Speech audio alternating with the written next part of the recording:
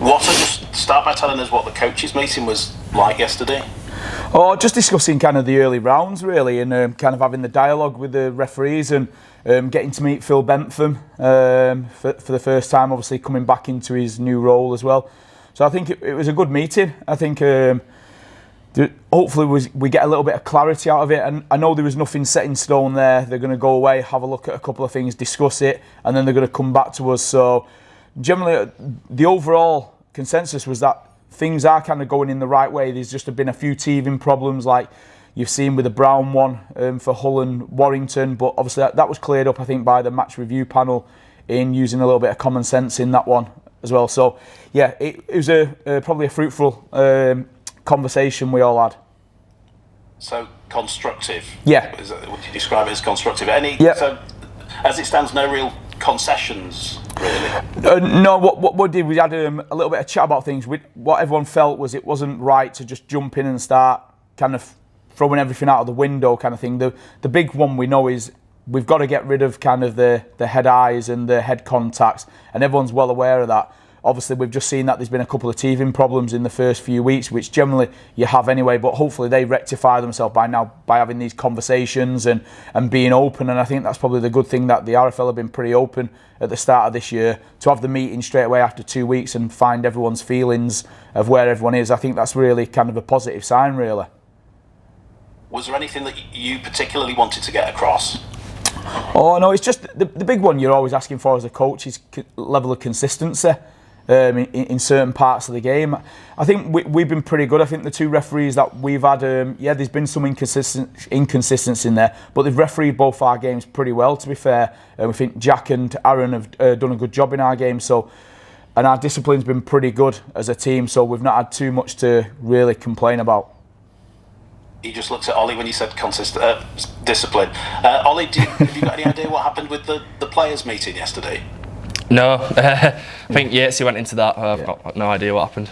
Yeah, Yatesy will filter that through to everybody. Yeah. He's our go-to man at the moment. But especially while he's not playing as well. These guys are just focusing on playing.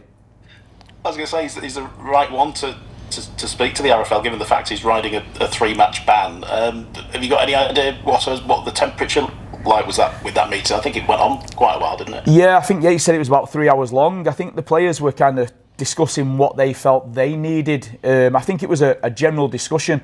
Like I say, these forums haven't really been open in the past, and I think that's probably a good thing from the RFL. Of what they're doing is they're opening it up now and having discussions with players and having discussions with coaches, because it's no good people making decisions on the game when people don't run into people the way Ollie does and the way Ollie tackles and that physical contact. They don't understand what it's about. So to get the insight of the players and the insight of the coaches, people on the front line, I think it's massively important. So yeah, I'd say this week's probably been a real kind of positive, and this year at the moment in the dialogue that we're having is a positive for the game. Do you think it's important that we see fewer cards in games? Yeah. We'd love to have that, where you kind of leave it a little bit. If you're a bit unsure, probably go kind of to the lower end, or maybe give a warning or put it on report, like they used to do a little bit a few years back, rather than just jump straight to a card. What you want is your best players out there competing and playing. It's like, because of a pre-season friendly, we've had one of our captain who's not played a game for us this year. Tui only made his first appearance last week on the back of having a card in pre-season. You want probably leave it more to the match review that way, and then they can use their common sense in and around the situations. But on the game day, you could probably be better served with going on report, or giving the player a warning. Like the not square, we had one against St Helens, but the game had been pretty well officiated and had been pretty good in terms of the discipline for people being square. And then we got one right near the end of the game. And it probably could have just done with a warning there, and just said, listen, it's been good all game, just be careful there or else we'll pull you. Because I think some referees are giving warnings and then some are just doing the letter of the law straight away. On the field then, how different could the team look on Friday? Yeah, hopefully not too much different. Slightly little bits of changes probably, but the good thing is the players are kind of coming through the games at the moment. And what we want to try and do is get a real kind of settled team going forward, so everyone can build the consistency and continuity amongst each other. So yeah, we thought there was a lot of positives in the St Helens game for us as well. Obviously the scoreline didn't look like that once you read obviously just the scoreline, but if you watch the actual game, probably the try before half-time and the last 5 minutes of the game, they were the disappointing little bits for us. But overall, I thought there was a lot of positives for us as a team. Obviously, the big question will be, is now a good time to play Wigan after that World Club Challenge win? So, what do you think? Yeah, I think you've got to play them at some point, haven't you? It's going to be tough. If you think Wigan are not going to be on their game, then we don't understand how hard they've worked to get where they've got to in the last year. So, yeah, we know we're expecting the best of Wigan. We just need to focus on ourselves and be at our best. How big an achievement was that for the British game, do you feel? Yeah, I thought it was huge. I thought it was huge for the game to back it up after the Saints win last year, to then come back over here and then Wigan to do it as well. I think it's a real shot in the arm for the game and lets people probably take it a little bit more seriously than what they do sometimes, because if I'm Penrith, you're smarting now that you've just lost against St Helens and now you've lost against Wigan. So that's something that you'd think an Australian team would want to rectify that. But I think it was a massive shot. I think it was great for the English game in total. I think it was great for Matty Pete as well. You think kind of his path and how long he's been at Wigan and the way he's worked all the way through to get where he's got and then to win the World Club Challenge. I think it's outstanding and a good role model for young British coaches who are involved in clubs at say youth level. What are they doing well at the moment, Wigan, from what you've seen? Oh, Wigan's got a real mentality about them, a real grit. I'd say that's the one thing is how hard they work for each other as a team. They're not just relying on Bevan and Jai. They're working as a team and they're trying to get the results through how hard they work rather than just relying on the main guys. But obviously it's nice when they've got them main guys who in a tight game can crop up and come up with a try-saving tackle like Jai did the other day, or can go up the other end of the field and score a try, which Bevan nearly scored from the scrum on the kick chase. We'll have a word with Ollie in a second. Can you give us an appraisal of Isan Masters? Because I think he's in the top 3 for carries and meters this season, which is, it's a great turnaround, isn't it? Given the inconsistency that he was struggling with last year. What's different? What's changed, and how happy are you with him? Sometimes I said this last year. Sometimes players take time to adjust to the game when they come over from Australia, and they don't really understand the game over here. They don't understand the people they're playing. We had it with Ricky Latelli. Ricky Latelli's first year was hit and miss. His second year was phenomenal. And he's continued on that in that vein of form now, Ricky. Probably Isan's similar. Some players come across and hit the straps straight away and find the feet really early doors, but some take a little bit of time to adjust. You talk about Jai Field, he had the hamstring the first year he came over, so you didn't really see too much of him that first year. Second year you saw what he was about. So sometimes it's just a little bit of that. I think he feels a little bit more comfortable with himself and where he's at, and his family are more settled now over in England as well. So hopefully we get the best out of Isan going forward. Yeah, certainly working. Ollie, what's your take on the season, the start of the season from a Huddersfield point of view? Yeah, I think we started well against Lee. It was a great result. Obviously we didn't back it up against Saints and we ended up losing. We just need to right that against Wigan tomorrow. And given the climate that we were just talking about regarding the disciplinary, are you having to sort of change the way you play? Yeah, I think everyone is. I feel like it's changing everyone's how they play. They're giving penalties away quite a lot, and you're scared of getting sin binned and red carded. But you just got to adapt with that as a player and do what you can. Yeah, it's a difficult time to be a big man in rugby league. Yeah.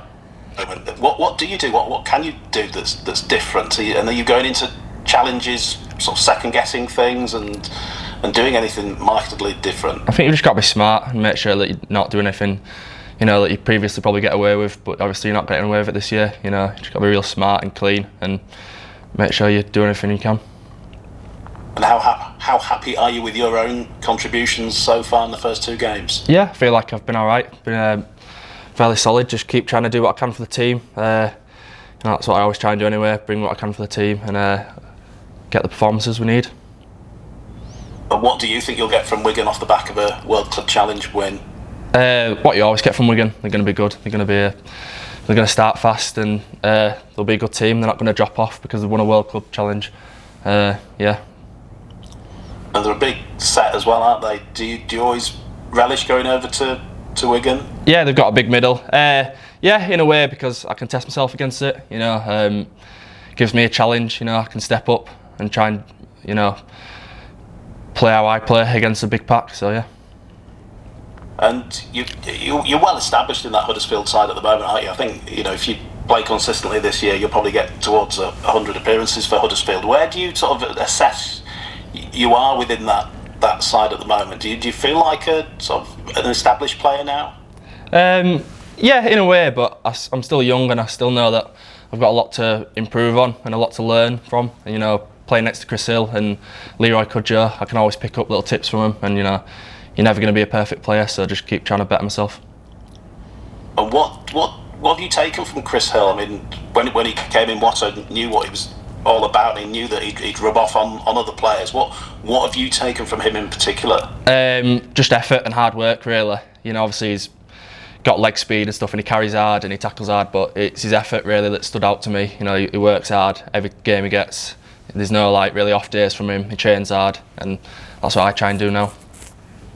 And Leroy's like a tackle machine at the moment. I'm not quite sure it's what he signed up for at this stage of his career, but how impressed have you been with the way that he's adapted and he's still going and still making a big difference, isn't he? Yeah, he's outstanding. I'd go as far as say he's got to be one of the best players that's ever come through Huddersfield's system, in the amount of positions he's played for this club and the way he puts his body on the line week in, week out is phenomenal. Like I say, we wanted him in there to do a little bit more ball playing and try and link our edges with the middles, and he's ended up doing a load of defensive work as well. So one thing for sure, we need to help him a little bit by controlling the ball a little bit better than what we did against St Helens, so we can make sure that he's not doing as many tackles as what he has been doing in the last few weeks. Was it 40 odd tackles not that long ago? Yeah, like I say, in the middle. The good thing with Leroy is it doesn't seem to tire him out. He played, was it 40 minutes straight against Lee, no problems. Coming at half time and I asked him how he was, and I'm good, I'm fine. Same with St Helens, asked him how he was. He's like, yeah, I'm good, I'm fine, no problems. He's got a real good engine on him as well, so he's adapted. The one thing is he's a big man as well, so he's difficult to deal with in the middle of the field. I just think he's a lot smarter now probably than what he was when he was younger, so really understands the game. So he's a little bit like a coach out on the field, that he can manoeuvre some of the other boys around and they can play to their strengths, and he can then link in with them to improve what they actually do. That's brilliant. Thank you guys. Good luck tomorrow. Cheers. Cheers, JD. Pass you over to the other James. Cheers, mate. Hey guys, most things have been covered. Just a couple of quick ones for Ollie. Just on the crackdown, is it a tricky balance now trying to retain an edge as a prop and making sure you stay on the right side of the law? Yeah, it's definitely harder than it has been. You know, you can't be doing anything, like I said, you previously get away with. You know, but you've just got to keep it clean. You can still be physical, just do it in the right way. You just don't want to be unfortunate if you make a mistake and then get a red card and cost your team. Yeah. When you see how many players are getting banned and hit in the pocket as well, does it play on your mind a little bit when you're out there? Not when I'm out there, no. I'm kind of focused on the team's goals when I'm out there, you know, just trying to do what I can do. But you think about it when you're not on the field and you see after the game, you see some of the decisions that have been done and you're like, oh, you know, definitely cracking down on it, but I don't know. Get a £500 fine. Yeah. No Yorkshireman wants to get it in pocket though. Yeah, cheers Ollie, and just a couple for Watto please. What are you looking for from your side that perhaps wasn't there last week? Oh, to be fair, like I said, there was a lot of positives last week. I thought we had some defensive steel about us and resolve. We did too much of it in the end, just through turning over too much cheap possession. But that was ourselves who were doing that. It wasn't like forced errors. There were some silly errors from us as well, which I know early in the season you normally get that when you're starting to get new combinations and new players playing together, you get a little bit of clunkiness kind of in attack. But what we've got to do is be a little bit smarter and make sure that the simple skills are done well, because there were some silly things like dummy half passes which went astray last week, which they're just bread and butter things. So we just need to get on top of stuff like that. Really, we hold the ball and we'll compete really well. How will you manage your spine options now Jake Connor's back?